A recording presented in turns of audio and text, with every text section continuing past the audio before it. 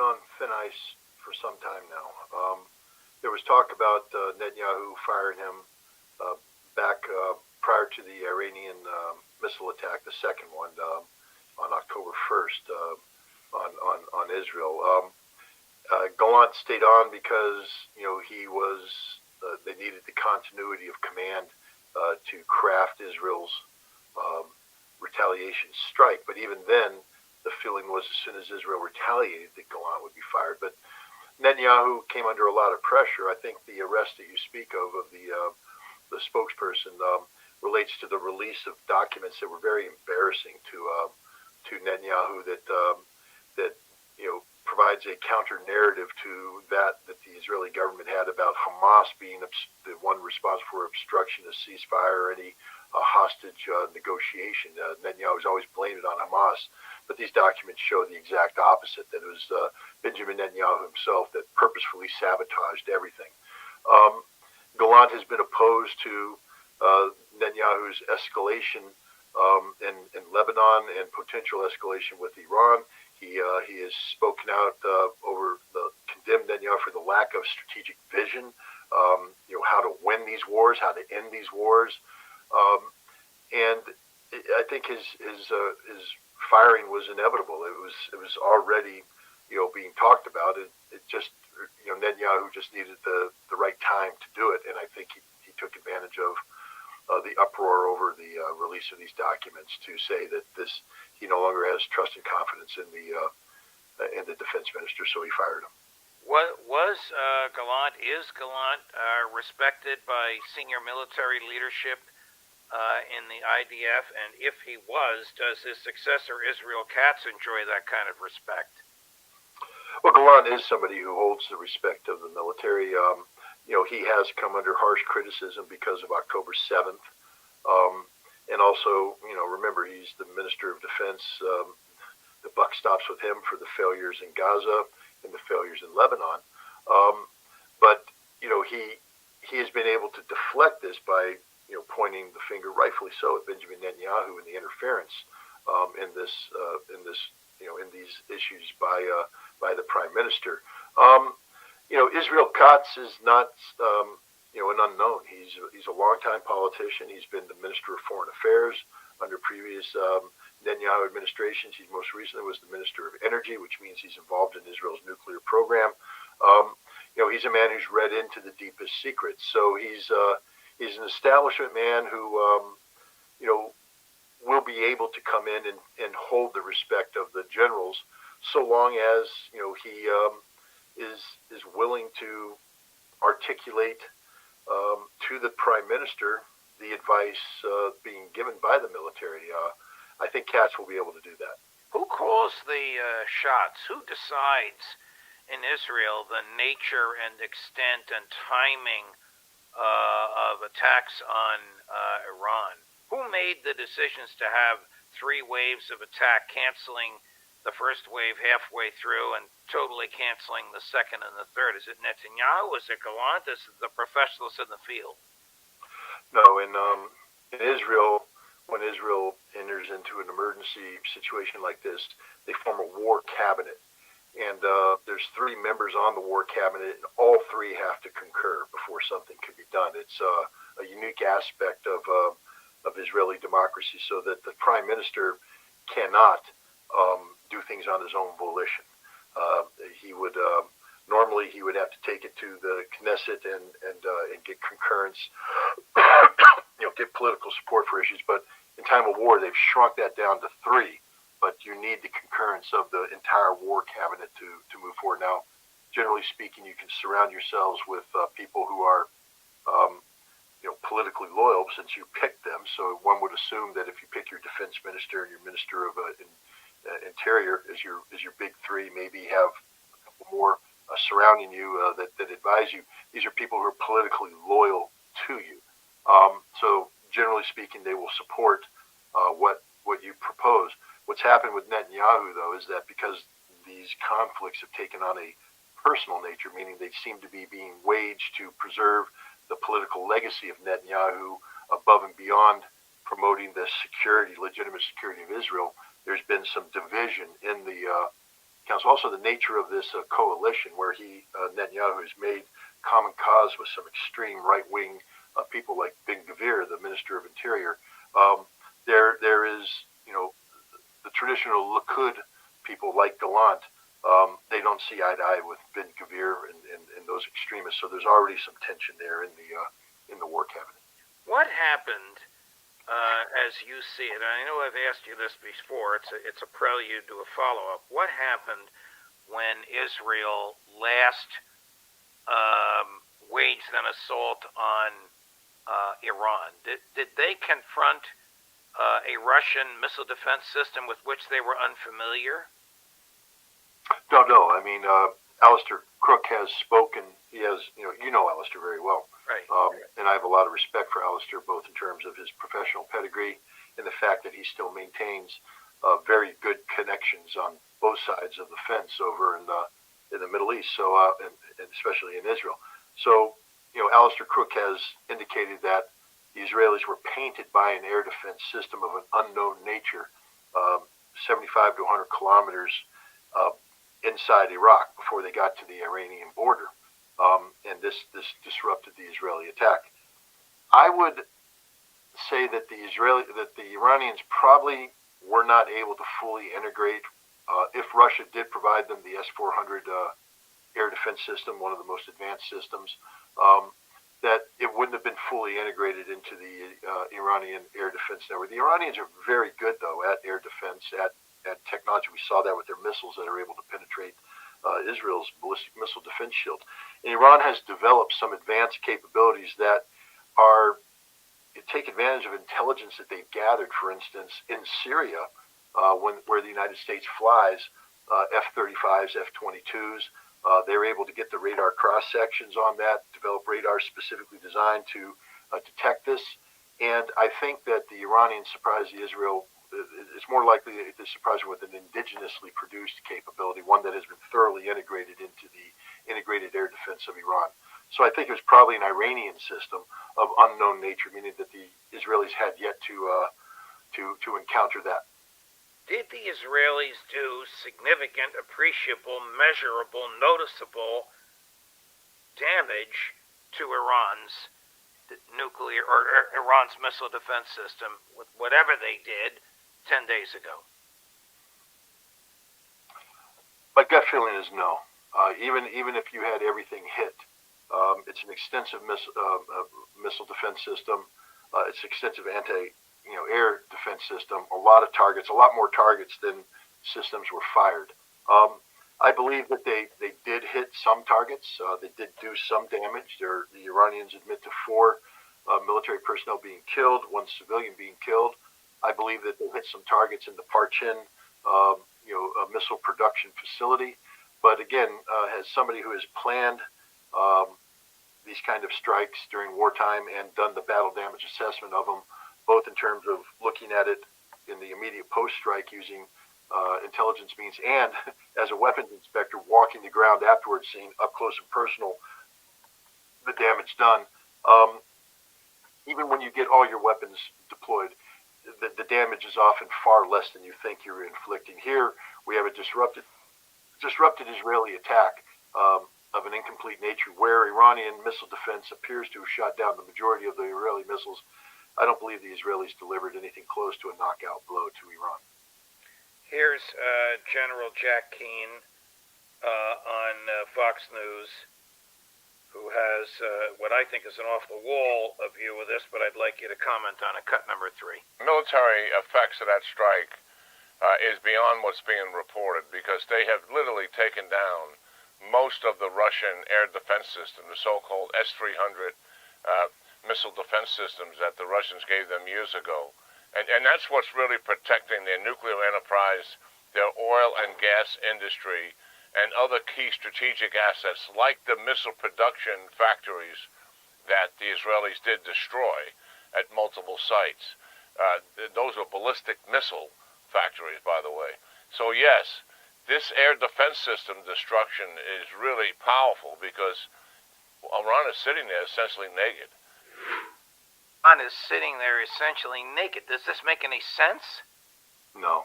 Again, General Keane knows nothing about air defense systems. He wouldn't be able to outline or do an overlay of the Iranian air defense network. He wouldn't be able to explain how the S-300 is deployed, why it's deployed, how it integrates in with other air defense systems. And so he's basically taking talking points that are fed to him by somebody in the Pentagon who is told to spin this thing in a certain way. With all due respect, I mean, I don't have any use for him anyways. Since he's retired, he has become overly politicized. He's lost any credibility he may have had because he's not capable of challenging the official narrative. I have yet to see him challenge the official narrative when it comes to things like this. And all he's done here is taken data that was spoon-fed to him by somebody else. There's no original analysis in General Keene's statement, none whatsoever. If the Israeli Air Force is unable to penetrate successfully the Iranian missile defenses, can we conclude that the United States Air Force is similarly or will be similarly unable to succeed in such a penetration? It'll be difficult. Remember, Israel has a problem of time and space, and the fact that they have to fly over, potentially hostile terrain to get to Iran. The United States, well, we can use aircraft carriers. If we take our B-52s out of Al Udeid, where they're just sitting ducks there, and move them to Diego Garcia, etc., we're pretty good at. We have very good intelligence, and we're pretty good at identifying, overlaying enemy air defense, and we can do suppression of enemy air defense. It's not a guarantee that we could have our way with, but I think we're capable of putting a strike package in and hitting any target we want to inside Iran. We're that good. We're not bad. It doesn't mean we won't suffer losses, and it doesn't mean that when we do strike the target, we're going to destroy the target. But I have confidence in the American military's ability to penetrate just about any air defense system in the world and put bombs on target. What is the, if you know, political ramifications of BB Gate? The leaking of these documents. Why would it have been done by someone on the inner circle of Netanyahu, unless he hated his boss or he's of the view that exposing these documents, which is an act of espionage under Israeli law, would force Netanyahu from office, expedite a ceasefire, produce the return of the hostages? What's your take on this? Well, I think that's just it. I mean, first of all, Benjamin Netanyahu is a liar, and he's lied to the Israeli people. So one of the things that has happened with these documents being released is that Benjamin Netanyahu has been exposed to the Israeli public as a liar. Now, many people suspected him of this, but now there's no longer a debate about this. The families of the hostages are a very politically powerful constituency, and he has now shown that he has betrayed them. He has lied to them from the very beginning. The same thing about any family of soldiers who have died who could have lived had Benjamin Netanyahu implemented a ceasefire. This becomes problematic. So I think this was designed to weaken Netanyahu politically in hopes of getting him pushed out of office. It's designed to begin to erode the foundation of political support that currently exists for Benjamin Netanyahu. And we'll see. This could be a fatal wound. So maybe the firing of Gallant was Netanyahu's attempt to get his own lies and failures off the front page. Well, I think he's going to try to shift a lot of the blame onto Gallant. And so by firing Gallant, he now is able to blame Gallant and point the finger. And again, Israel Katz is not an incompetent person. He's a very politically savvy politician. He's been around for a long time. He's served in cabinet positions. He's not a neophyte. And so he'll serve Netanyahu well. So I think Netanyahu believes that he can bolster up politically the war cabinet. But we'll see, because there's no guarantee that Katz is going to be a dupe to Netanyahu. Katz is not cut out of the same piece of cloth as Ben Gvir is, and there still will be this hostile dynamic there. Will the Orthodox and ultra-Orthodox be drafted? Well, some of them will. Yeah, I mean, some of them will Does oppose the it. IDF want these characters in the military? No, the IDF would prefer not to have them. But there's a manpower problem right now, an absolute critical manpower problem. Israeli reservists are starting to commit suicide in meaningful numbers. Some high-profile suicides. A very highly trained pilot killed himself before rather than go back to duty. Others are killing themselves. The desertion rates between 12 and 24%. Some cases higher on some of these frontline combat units. Many of the reserve units, when they are mobilized because of the high level of no-shows, are combat. They look like a brigade on paper, but they're really a little more than a reinforced battalion because they don't have enough personnel to fully staff it out. So this decision to draft is designed to expand the manpower base for the Israeli Defense Force. But these people don't want to fight, and it will cause far more problems than it will solve. Switching gears to Ukraine, is it on its last leg? Yeah, I mean, it's been on its last legs for a while. I mean, the Ukrainians, again, we just have to give credit where credit is due. Every Russian officer I've spoken to, every Russian soldier that's fighting them, has never said anything bad about the fighting capabilities of the Ukrainian soldiers. In fact, many of them are just shocked about the fact that the Ukrainians will die before they surrender.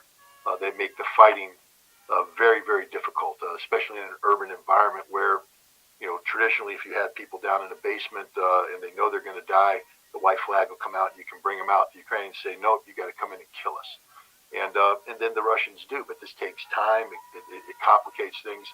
So the Russians, are in a very tough fight, but the Ukrainians have reached the point of no return. They can't undo the damage that's been done. They're going to lose this war. They can't change that. There's nothing the West can do to change that. So now the question is just how do you want Ukraine to collapse? And that's the big question right now. Is at what point in time does the West step in? When will the Ukrainian government be ready to admit what needs to be done to resolve this situation? Because some very difficult decisions have to be made, but they can't be avoided, and they're going to have to be made soon, such as giving all the territory to Russia that Russia has demanded so far, demilitarization, things of that nature. The incursion into Kursk, now universally recognized as a disaster, and the last vestiges of forces, including Americans in there, about to be eliminated? I mean, I think it's recognized by everybody as a strategic mistake by Ukraine. They made a gambit. They made a gamble. It's not unreasonable, some of the things they were thinking. They just failed to execute properly. The Russians failed to respond the way that many people had thought they would respond. And the end result is that Ukraine's strategic reserves have been effectively taken off the board. 23,000, 30,000 well-trained, well-equipped, highly motivated troops no longer exist. Chris, do we have Victoria Newland on with Rachel Maddow? Oh, there's a combination for you, Scott. He's at it again. This time he's not even trying to hide his hand, and he has far more sophisticated tools. His AI is better, so he can make these fake videos. He has done things like spend $10 million trying to buy American influencers and get them parroting his lines and not even know it's happening. But he's also got a brand new, very, very powerful tool, which is Elon Musk and X. In 2020, the social media companies worked hard with the U.S. government to try to do content moderation, to try to catch this stuff as it was happening. But this time we have Elon Musk talking directly to the Kremlin and ensuring that every time the Russians put out something like this, it gets 5 million views on X before anybody can catch it. So it's quite dangerous. Although I do think the American electorate has gotten more sophisticated and more savvy about this stuff. Vladimir Putin give a damn about the outcome of the American presidential election? Well, they monitor. Of course, they care. The American president is, one of the world's most powerful leaders, and as a leader of a nation that possesses nuclear forces that are targeted against Russia. Of course, Russia cares, but Russia isn't going to try and change. First of all, they're not. As far as Russia is concerned, America is the problem, not a particular American president. Anatoly Antonov, when I spoke to him, said that from his perspective, the most important thing is predictability. He doesn't care who is the president as long as the policies of the United States are predictable. And while we didn't get into too many details, the implication was that Donald Trump is a very unpredictable person. So for all these people out there thinking that the Russians want Donald Trump, no, I think the opposite is the truth, that the Russians actually would have preferred Joe Biden. Kamala Harris is an unknown, so there's an element of unpredictability there. But back when it was Biden-Trump, I think the reality is that the Russians were like, well, we'll take Biden. That doesn't mean that it's going to solve any problems, but at least we'll be able to have predictable foreign policy and be able to take our time and put together something. Well, but Donald Trump, is he going to be our friend? Is he going to be our enemy? Is he going to nuke us? Is he going to have a treaty? We don't know. It's very difficult to put together. But the idea that Putin's going to come in here and try and sway the American people is absurd in the extreme. It just isn't happening. And the other thing is, you can tell, when you get Rachel Maddow and Newland together, or anything coming from the Biden administration, as soon as they bring up, sophisticated AI and all this stuff, what they're saying is, we don't have better ideas, because that's ultimately what this is about. If people are putting things out there, that are challenging the Biden administration's posture, for instance, the things that I've done in Russia to bring information back and to push back on some notions that may exist in the Biden administration, rather than saying, no, here's our counter information, here's our better ideas, here's our better information. What they do is they say, no, that's Russian propaganda. Well, no, it's not. It's facts. It's fact-based. They call it Russian propaganda because they don't have the ability to articulate a counter-argument, to put out opposing facts. That's what we're seeing with Elon Musk. They're afraid of Elon Musk because he's putting out facts that they can't challenge. They're afraid to challenge. What is the stability of the Zelensky government, or what is its life expectancy? Look, I think we're going to see a very difficult winter for Ukraine. And I think what we're going to find is if Zelensky survives this winter, he won't survive long into the spring. There is an absolute need for change in Ukraine. And the Ukrainian people are starting to recognize that. And Zelensky is rapidly being seen by many, including his supporters, as the problem, not the solution. And so I would be surprised if he lasts the winter, but even if he does, he's not going to go deep into the spring. There will have to be peace. The Ukrainians will insist on it because they can't continue doing what they're doing. Hello guys, welcome to my channel. Today I am back with another new video. In this video I have bring a video in which I discuss about Israel and Iran war. So guys, if you are like war related content, then you can subscribe my channel and watch this full video, because in this video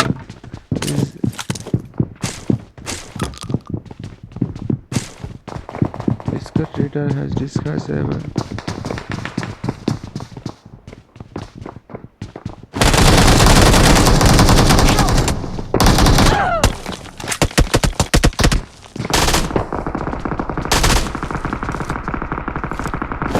in this video, Scott Ritter has discussed about Israel and Iran's war and Lebanon's war. So guys, if you would like to watch war related content, then you can subscribe my channel. And now I playing a BGMI gameplay with random players, and I start in this match a quick match, but unfortunately I am finished in this match and my teammates are still alive. They are playing now. There is one of my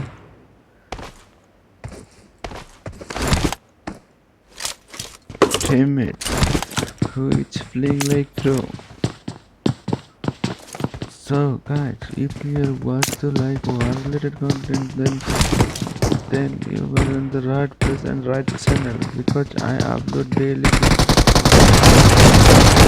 war-related content. My teammate has finished another guy. Luckily, he was finished. Luckily, he still survived. Except me, other all teammates are alive. Only I am finished in this match. Guys, in Israel, ultimate war is going on with Iraq. Fighting too much.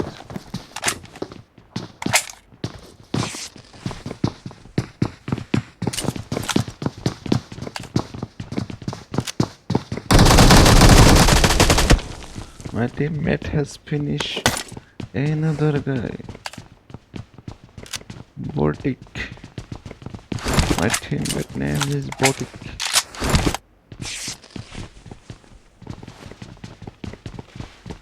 I think he is pro player. I am checking his stats. He is pro player. His credit is 3. Now I am switched to another friend, and his credit is 2.14.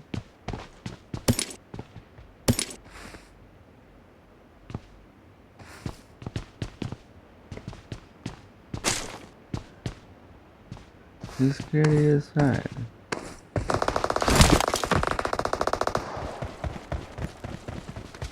Vertic has finished another guy.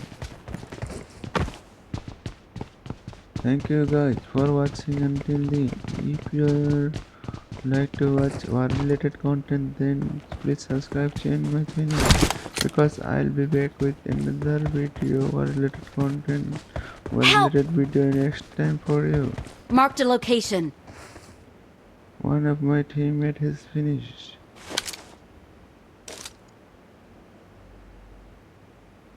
Someone has finished him.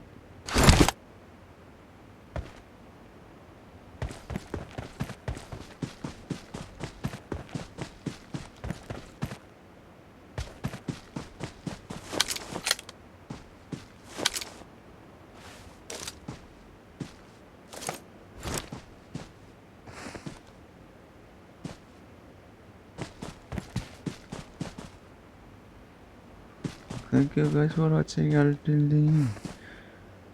Now I am going to close this video from here. My someone. Thank you for watching until the end. Now I am going to end this video. Bye bye for today. I'll be back with another content Fall next back day. to